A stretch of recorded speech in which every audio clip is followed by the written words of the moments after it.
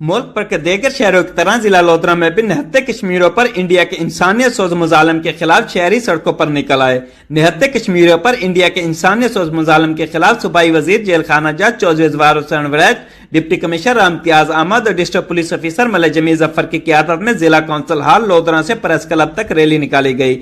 दुनियापुर में assistant commissioner Syed Wasim Hasan की क़यादत में कश्मीरियों से इज़हार यकजहती के लिए रैली निकाली गई और काज़मी चौक में एहतजाजी मुजाहरा किया गया। रैली के शुरका ने प्ले कार्ड और बैनर्स उठा रखे थे जिन पर कश्मीरियों से इज़हार यकजहती के नारे दाई थे।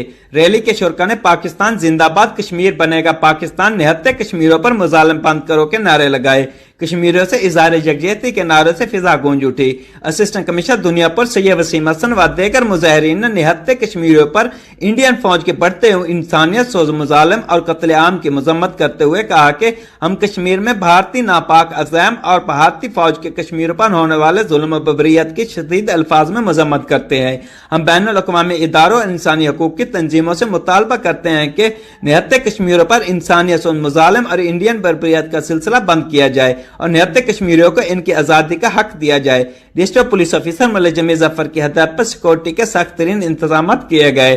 कैमरा टीम के साथ डॉक्टर काज़म अब्बास बलोच, राज न्यूज़ लोधरा।